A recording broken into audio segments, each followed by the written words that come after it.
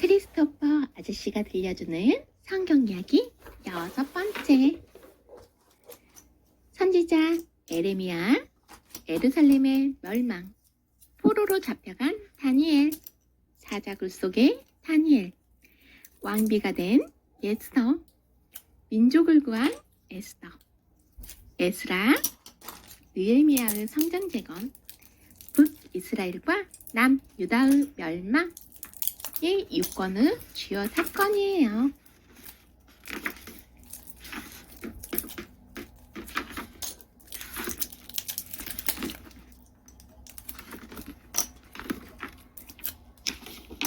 어떤 이야기가 담겨 있을까? 옛날에는 전쟁을 이민족의 신과 저민족의 신이 싸우는 거라고 생각했어요. 그래서 이스라엘 사람들은 자기네 나라는 절대 망하지 않을 거라고 확신했지요. 감히 어떤 신이 하나님을 이길 수 있어 하면서 말이에요. 하지만 하나님의 생각은 전혀 달랐어요. 사랑하기 때문에 매를 드는 아버지처럼 벌을 주어서라도 이스라엘을 죄로부터 지키려고 하셨지요. 이렇게 계속 죄를 짓고 살면 나라가 망할 것입니다. 수많은 선지자가 외치고 경고했지만 이스라엘 백성은 결국 뉘우치지 않았고 나라는 망했어요. 어린 소녀들이 포로로 잡혀가고 이스라엘 땅은 황폐해졌지요. 하지만 하나님은 이스라엘을 잊어버리신 게 아니에요. 어린 소년 다니엘을 돌봐 바빌로니아의 메드 총리로 세워주시고 고아 에스더를 바사인 페르시아의 왕비로 삼아주셨지요.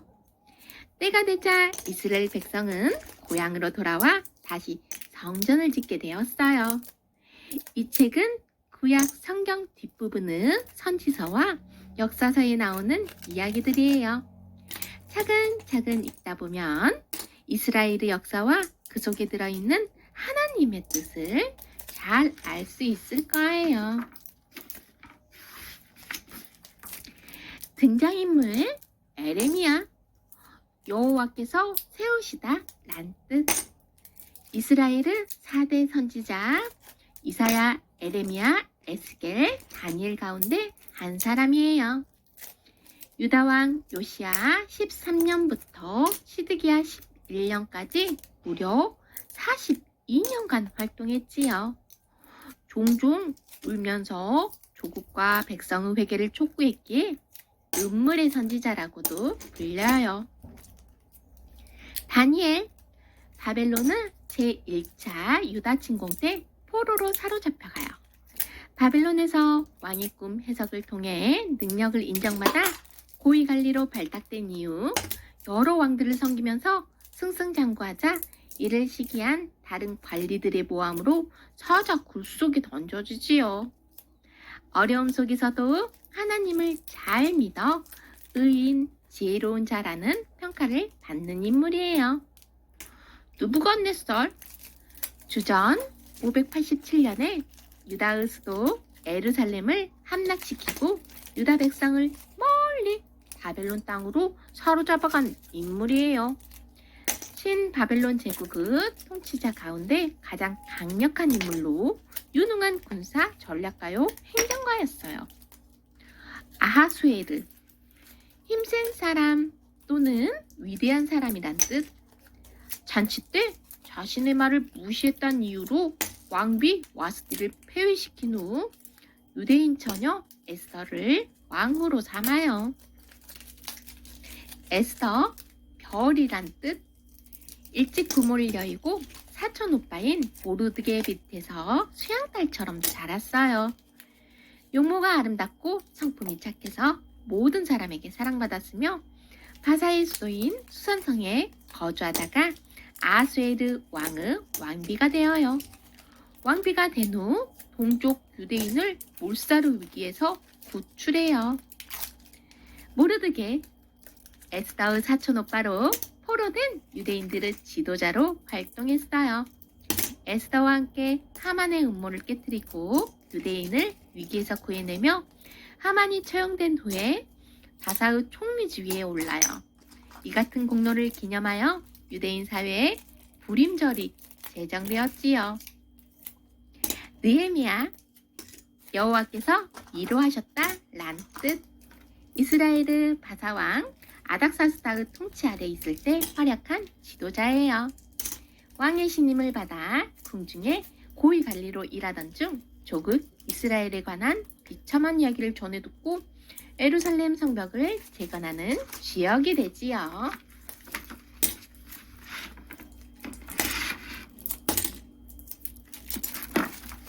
구석구석 성경 탐험. 다니엘은 어떻게 벽의 글자를 해석할 수 있었을까? 이 글은 아람어였어요. 당시 이방 세계에서는 널리 알려진 언어였지요. 그렇다면 왕의 신하들은 왜 이 글을 읽지 못했을까요? 학자들은 이것을 묵시, 문학, 예언의 의미나 목적을 직접 전달하지 않고 상징적인 의미나 이미지로 표현하는 것, 따라서 정확한 해석이 불가능한 것으로 보고 있어요. 여기서 메네는 숫자를 셈하다란 뜻이고 데겔은 무게를 재다란 뜻이에요. 바르시는 나눈다라는 뜻. 메네란 말이 두 번 쓰인 것을 아주 정확하게 셈해졌다는 것을 뜻해요. 즉 세어보고 무게를 재어보았다. 그 결과 부족하여 나눈다 라는 의미이지요. 이것은 죄악 때문에 나라가 나누어질 바벨론의 비극적 운명을 나타낸 하나님의 계시였어요. 이 같은 상황을 모르고는 이 말들이 무엇을 의미하는지 알기 어려웠을 거예요. 다니엘은 그 글자에 담긴 하나님의 뜻을 알았던 거지요. 알쏭달쏭 궁금한 성경 속 이야기. 왜 할례를 했을까? 할례라는 말은 배다, 잘라내다 라는 뜻에서 비롯되었어요. 할례는 남성 생식기의 아픔을 덮고 있는 포피를 베어내는 일종의 시술 행위를 가리키는 말이에요. 사실 할례는 이전부터 이방 나라들에서도 시행되고 있었어요. 그러다 이스라엘 백성에게 중요한 의미를 지니게 된 것은 그것이 하나님과 아브라함 사이에 맺은 언약의 증거로 주어진 이후부터예요. 언약이란 꼭 지켜야만 하는 약속을 뜻해요. 할례는 아브라함과 그의 자손인 이스라엘 백성에게 있어 하나님의 언약을 기억나게 해주는 증표였어요. 그 언약의 핵심 내용은 하나님은 이스라엘의 하나님이 되고 이스라엘은 하나님의 백성이 된다는 것이었지요. 성경시대의 사람들의 슬픔을 표현하기. 성경을 보면 슬픔을 당했을 때 옷을 찢는다는 표현이 자주 나와요. 당시 사람들은 자기 자신이나 사랑하는 사람들을 혹은 나라에 슬픈 일이 일어나면 큰 소리로 울거나 자신의 옷을 잡아 찢거나 땅바닥에 주저앉아 먼지나 티끌을 뒤집어 썼어요. 슬픈 일을 당해 기도할 때는 낡고 거친 베옷을 입었으며 음식도 먹지 않았답니다. 이스라엘의 성전들. 솔로몬 성전.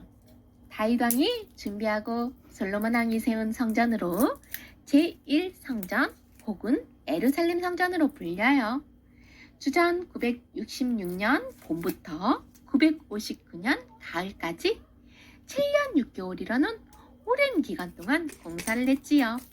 그러나 주전 586년 5월 7일에 바벨론 군대에 의해 파괴되었어요. 스룹바벨 성전.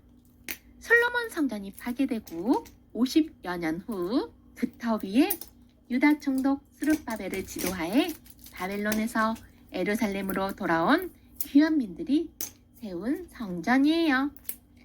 주전 520년경이고 보통 제2성전으로 불려요. 헤롯 성전. 헤롯 대왕이 유대인의 환심을 얻을 목적으로 통치 18년인 주전 20년경에 초라한 스룹바벨 성전을 대규모로 확장 공사했어요. 주전 20년부터 주 64년까지 공사했대요. 이 성전은 주 70년에 로마 장군 디도에 의해 파괴되었대요.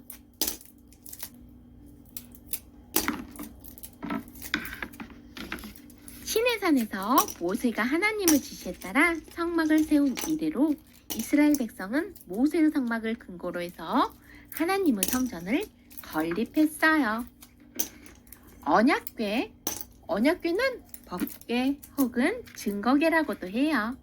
하나님의 임재를 상징하는 거룩한 물건이지요. 이동형 성소 혹은 작은 성전이라고 할 수 있어요. 그 속에는 하나님이 하신 일을 기억나게 하는 세 가지 거룩한 물건, 곧 십계명 두 돌판과 만나를 담은 항아리와 아론의 쌍난 지팡이가 보관되었어요. 성막은 가장 깊숙한 곳인 지성소 안에 비치되었고 속죄소라고 불리는 순금의 뚜껑으로 덮었는데 뚜껑 위에는 천사 모양의 두 그룹이 서로 마주본 채 날개를 맞대고 펼치고 있어요. 하나님의 율법에 따르면 언약궤는 반드시 장대에 끼어서 어깨에 메고 운반해야 했어요. 그걸 손으로 만짐으로써 오사가 죽임을 당한 거예요. 물 웅덩이. 하나님의 예언자 에레미야는 그의 메시지를 싫어하던 사람들에게 붙잡혀 물 웅덩이에 던져졌어요. 그때의 물 웅덩이는 빗물을 모으기 위해 사용되었던 큰 웅덩이예요. 우물보다는 얕지만 폭은 더 넓었지요. 물 웅덩이 양쪽에는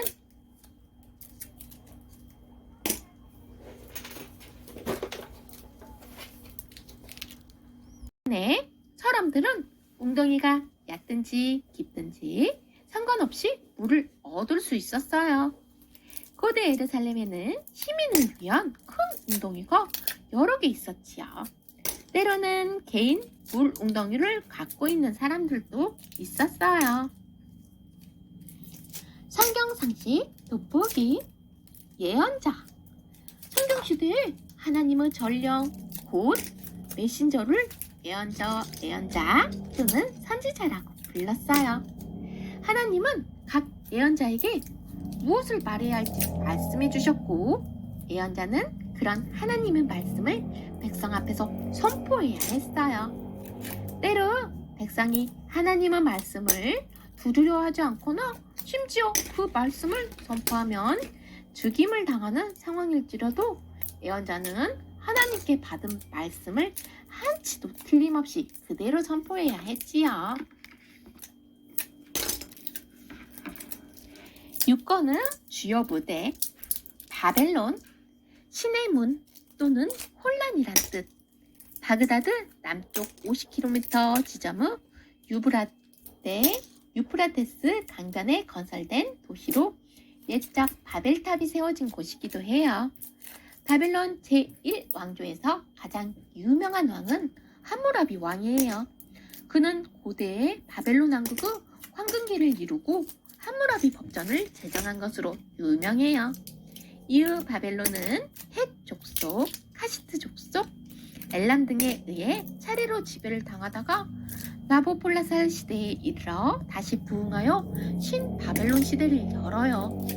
그리고 그 아들 느부갓네살 왕에 이르러 최고 황금기를 누리지요. 이때 유다의 예루살렘도 느부갓네살 왕이 이끄는 군대에 의해 함락되고 주전 586년경이고요. 유다 백성은 바벨론의 포로로 끌려가요. 이후 벨사살 왕 때 바사의 고레스 대왕에 의해 멸망해요. 이때가 주전 539년경이에요. 바사, 현재 이란의 옛 이름이에요.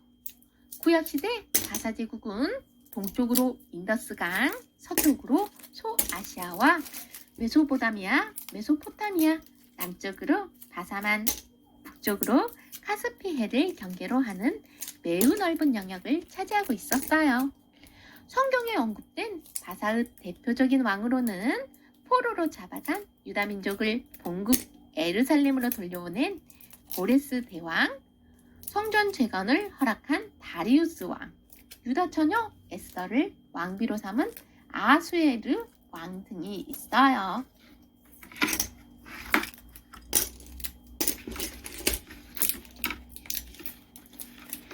재미있는 성경 이야기 속으로 여행을 떠나자. 안녕, 난 크리스토퍼 아저씨란다. 성경 이야기로 너희들과 만나게 되어 정말 기쁘구나. 아저씨는 책 읽는 것도 좋아하고 글 쓰는 것도 참 좋아해. 그래서 아저씨의 방 안에는 책이 전장에 닿을 만큼 쌓여 있단다.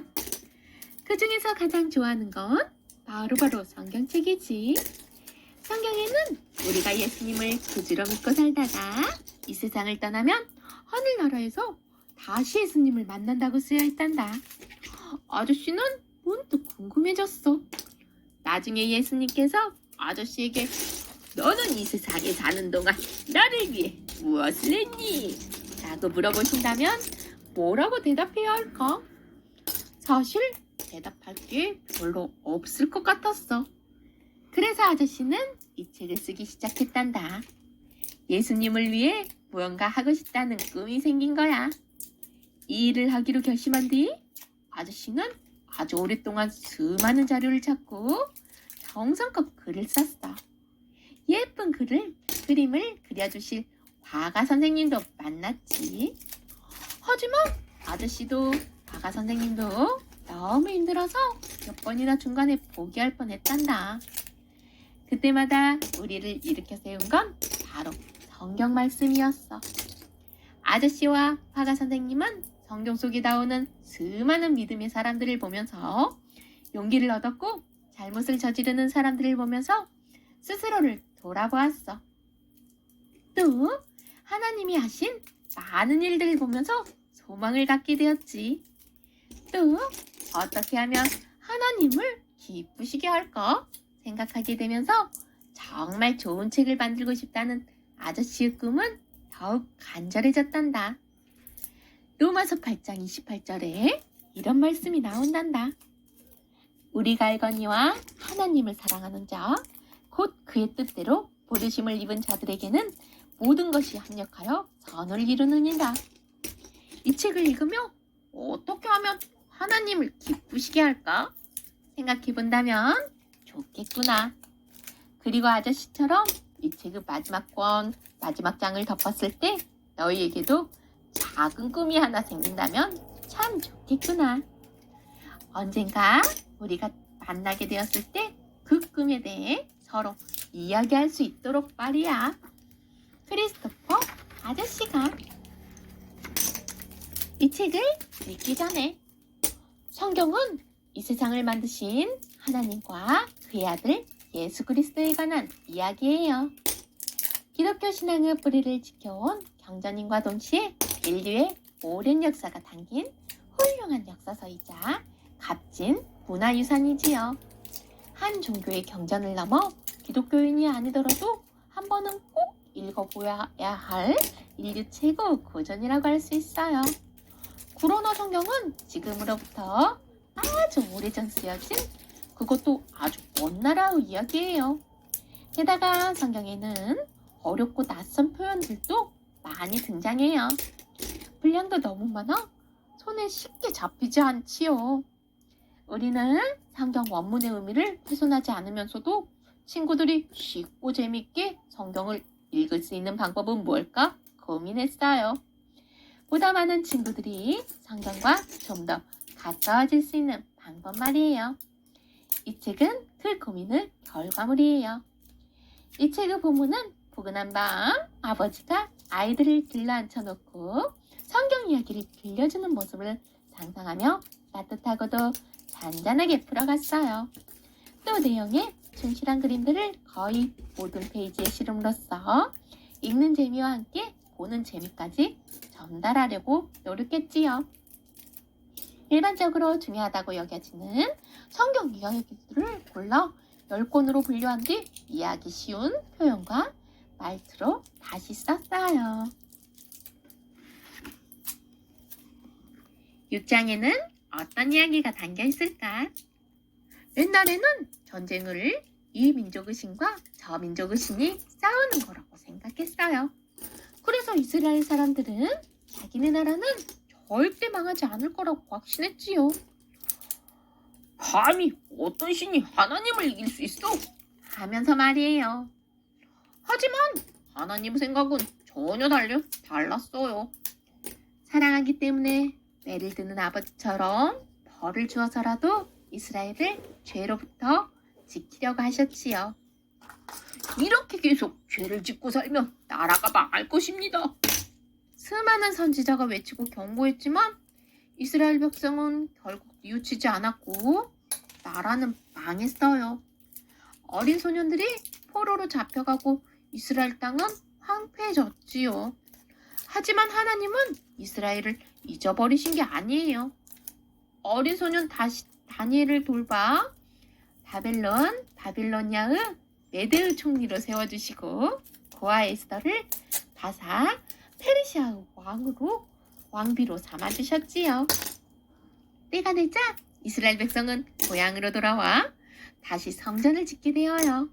이 책은 구약 성경 뒷부분의 선지서와 역사서에 나오는 이야기들이에요.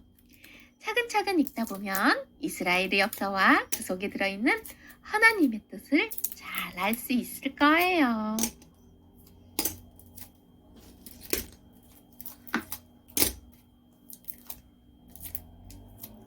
크리스토퍼 아저씨가 들려주는 성경 이야기 6번째. 선지자 에레미야, 예루살렘의 멸망, 포로로 잡혀간 다니엘, 사자굴 속의 다니엘, 왕비가 된 에스더, 민족을 구한 에스더, 에스라, 느헤미야의 성전 재건, 북이스라엘과 남유다의 멸망의 6권의 주요 사건이에요.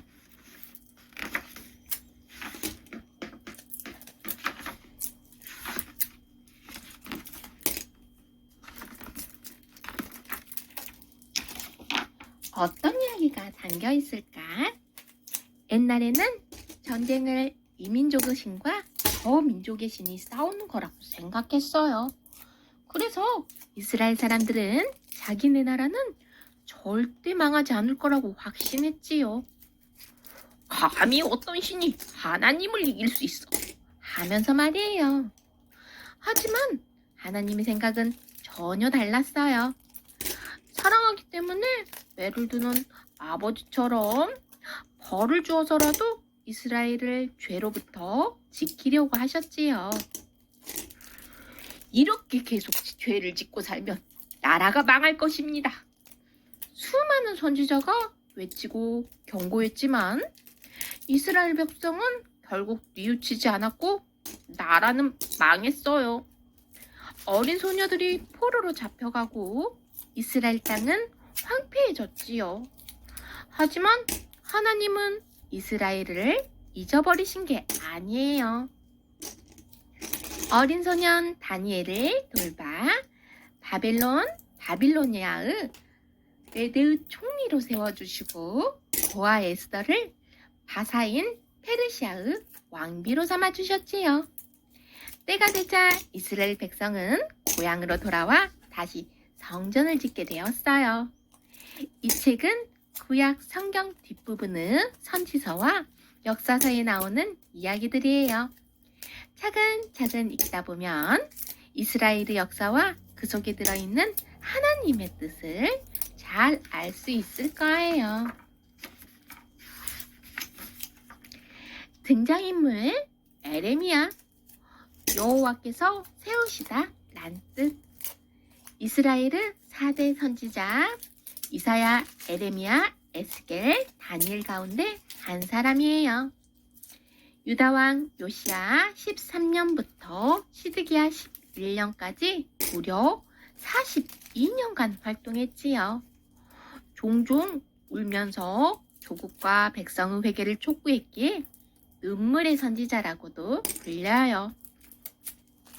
다니엘, 바벨론은 제1차 유다 침공 때 포로로 사로잡혀가요. 바벨론에서 왕의 꿈 해석을 통해 능력을 인정받아 고위 관리로 발탁된 이후 여러 왕들을 섬기면서 승승장구하자 이를 시기한 다른 관리들의 모함으로 서자 굴 속에 던져지지요. 어려움 속에서도 하나님을 잘 믿어 의인, 지혜로운 자라는 평가를 받는 인물이에요. 느부갓네살 주전 587년에 유다의 수도 예루살렘을 함락시키고 유다 백성을 멀리 바벨론 땅으로 사로잡아간 인물이에요. 신바벨론 제국의 통치자 가운데 가장 강력한 인물로 유능한 군사, 전략가요, 행정가였어요. 아하수에르, 힘센 사람 또는 위대한 사람이란 뜻. 잔치 때 자신의 말을 무시했다는 이유로 왕비 와스티를 폐위시킨 후 유대인 처녀 에스더를 왕후로 삼아요. 에스더, 별이란 뜻. 일찍 부모를 여의고 사촌 오빠인 모르드게 밑에서 수양딸처럼 자랐어요. 용모가 아름답고 성품이 착해서 모든 사람에게 사랑받았으며 바사의 수도인 수산성에 거주하다가 아하수에르 왕의 왕비가 되어요. 왕비가 된 후 동족 유대인을 불사르 위기에서 구출해요. 모르드게, 에스더의 사촌 오빠로 포로된 유대인들의 지도자로 활동했어요. 에스더와 함께 하만의 음모를 깨뜨리고 유대인을 위기에서 구해내며 하만이 처형된 후에 바사의 총리 지위에 올라요. 이 같은 공로를 기념하여 유대인 사회에 부림절이 제정되었지요. 느헤미야, 여호와께서 위로하셨다 란 뜻. 이스라엘의 바사왕 아닥사스다의 통치 아래 있을 때 활약한 지도자예요. 왕의 신임을 받아 궁중에 고위 관리로 일하던 중 조국 이스라엘에 관한 비참한 이야기를 전해 듣고 예루살렘 성벽을 재건하는 지역이 되지요.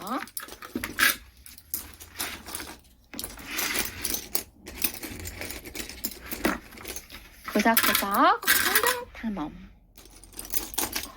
다니엘은 어떻게 벽의 글자를 해석할 수 있었을까? 이 글은 아람어였어요. 당시 이방 세계에서는 널리 알려진 언어였지요. 그렇다면 왕의 신하들은 왜 이 글을 읽지 못했을까요? 학자들은 이것을 묵시, 문학, 예언의 의미나 목적을 직접 전달하지 않고 상징적인 의미나 이미지를 표현하는 것, 따라서 정확한 해석이 불가능한 것으로 보고 있어요. 여기서 메네는 숫자를 세마다란 뜻이고 베겔은 무게를 재다란 뜻이에요. 바르시는 나눈다라는 뜻. 메네란 말이 두 번 쓰인 것을 아주 정확하게 세매졌다는 것을 뜻해요. 즉 세어보고 무게를 재어보았다. 그 결과 부족하여 나눈다 라는 의미이지요. 이것은 죄악 때문에 나라가 나누어질 바벨론의 비극적 운명을 나타낸 하나님의 계시였어요. 이 같은 상황을 모르고는 이 말들이 무엇을 의미하는지 알기 어려웠을 거예요. 다니엘은 그 글자에 담긴 하나님의 뜻을 알았던 거지요. 알쏭달쏭 궁금한 성경 속 이야기. 왜 할례를 했을까? 할례라는 말은 되다, 잘라내다 란 뜻에서 비롯되었어요. 할례는 남성 생식기의 아픔을 덮고 있는 코피를 베어내는 일종의 시술 행위를 가리키는 말이에요. 사실 할례는 이전부터 이방 나라들에서도 시행되고 있었어요. 그러다 이스라엘 백성에게 중요한 의미를 지니게 된 것은 그것이 하나님과 아브라함 사이에 맺은 언약의 증거로 주어진 이후부터예요. 언약이란 꼭 지켜야만 하는 약속을 뜻해요. 할례는 아브라함과 그의 자손인 이스라엘 백성에게 있어 하나님의 언약을 기억나게 해주는 증표였어요. 그 언약의 핵심 내용은 하나님은 이스라엘의 하나님이 되고 이스라엘은 하나님의 백성이 된다는 것이었지요. 성경시대의 사람들은 슬픔을 표현하기. 성경을 보면 슬픔을 당했을 때 옷을 찢는다는 표현이 자주 나와요. 당시 사람들은 자기 자신이나 사랑하는 사람들을 혹은 나라에 슬픈 일이 일어나면 큰 소리로 울거나 자신의 옷을 잡아 찢거나 땅바닥에 주저앉아 먼지나 티끌을 뒤집어 썼어요. 슬픈 일을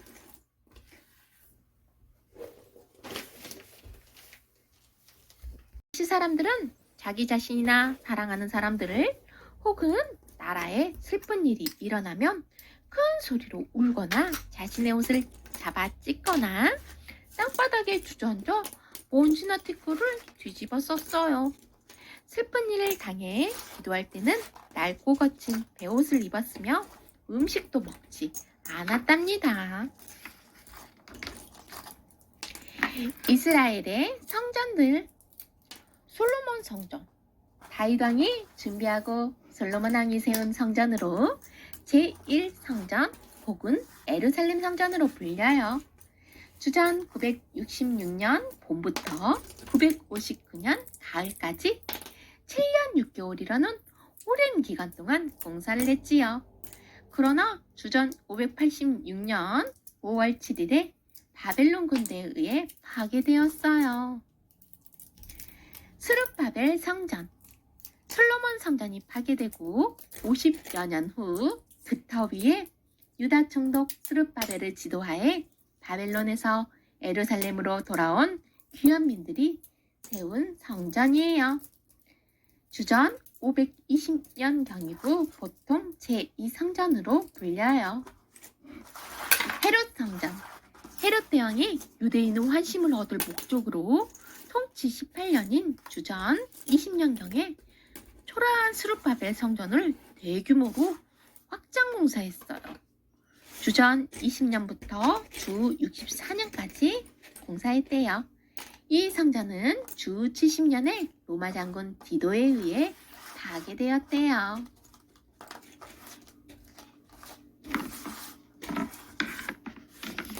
시내산에서 모세가 하나님의 지시에 따라 성막을 세운 이래로 이스라엘 백성은 모세의 성막을 근거로 해서 하나님의 성전을 건립했어요. 언약궤. 언약궤는 법궤 혹은 증거궤라고도 해요.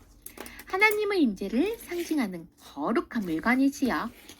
이동형 성소 혹은 작은 성전이라고 할 수 있어요. 그 속에는 하나님이 하신 일을 기억나게 하는 세 가지 거룩한 물건, 곧 십계명 두 돌판과 만나를 담은 항아리와 아론의 쌍난 지팡이가 보관되었어요. 성막은 가장 깊숙한 곳인 지성소 안에 비치되었고 속죄소라고 불리는 순금의 뚜껑으로 덮었는데 뚜껑 위에는 천사 모양의 두 그룹이 서로 마주본 채 날개를 맞대고 펼치고 있어요. 하나님의 율법에 따르면 언약궤는 반드시 장대에 꿰어서 어깨에 메고 운반해야 했어요. 그걸 손으로 만짐으로써 우사가 죽임을 당한 거예요. 물 웅덩이. 하나님의 예언자 에레미야는 그의 메시지를 싫어하던 사람들에게 붙잡혀 물 웅덩이에 던져졌어요. 그때의 물 웅덩이는 빗물을 모으기 위해 사용되었던 큰 웅덩이예요. 우물보다는 얕지만 폭은 더 넓었지요.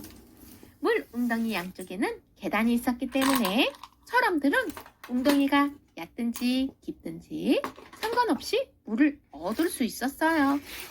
고대 예루살렘에는 시민을 위한 큰 웅덩이가 여러 개 있었지요. 때로는 개인 물 웅덩이를 갖고 있는 사람들도 있었어요. 성경 상식 돋보기. 예언자. 성경 시대에 하나님의 전령 곧 메신저를 예언자 또는 선지자라고 불렀어요. 하나님은 각 예언자에게 무엇을 말해야 할지 말씀해 주셨고 예언자는 그런 하나님의 말씀을 백성 앞에서 선포 선포해야 했어요. 때로 백성이 하나님의 말씀을 두드려하지 않거나 심지어 그 말씀을 선포하면 죽임을 당하는 상황일지라도 예언자는 하나님께 받은 말씀을 한치도 틀림없이 그대로 선포해야 했지요. 유권은 주요 부대, 바벨론, 신의 문 또는 혼란이란 뜻. 바그다드 남쪽 50km 지점의 유프라테스 강변에 건설된 도시로 옛적 바벨탑이 세워진 곳이기도 해요. 바벨론 제1왕조에서 가장 유명한 왕은 함무라비 왕이에요. 그는 고대의 바벨론 왕국의 황금기를 이루고 함무라비 법전을 제정한 것으로 유명해요. 이후 바벨론은 헷 족속, 카시트 족속, 엘람 등에 의해 차례로 지배를 당하다가 나보폴라살 시대에 이르러 다시 부흥하여 신바벨론 시대를 열어요. 그리고 그 아들 느부갓네살 왕에 이르러 최고의 황금기를 누리지요. 이때 유다의 예루살렘도 느부갓네살 왕이 이끄는 군대에 의해 함락되고 주전 586년경이고요. 유다 백성은 바벨론의 포로로 끌려가요. 이후 벨사살 왕 때 바사의 고레스 대왕에 의해 멸망해요. 이때가 주전 539년경이에요. 바사, 현재 이란의 옛 이름이에요. 구약시대 바사 제국은 동쪽으로 인더스강, 서쪽으로 소아시아와 메소포타미아, 남쪽으로 바사만, 북쪽으로 카스피해를 경계로 하는 매우 넓은 영역을 차지하고 있었어요. 성경에 언급된 바사의 대표적인 왕으로는 포로로 잡아간 유다민족을 본국 예루살렘으로 돌려보낸 고레스 대왕, 성전 재건을 허락한 다리우스 왕, 유다 처녀 에스더를 왕비로 삼은 아수에르 왕 등이 있어요.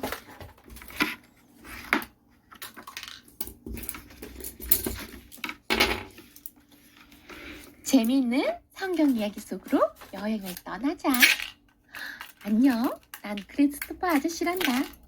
성경 이야기로 너희도 또 만나게 되어 정말 기쁘구나. 아저씨는 책 읽는 것도 좋아하고 글 쓰는 것도 참 좋아해. 그래서 아저씨의 방 안에는 책이 전장에 닿을 만큼 쌓여 있단다.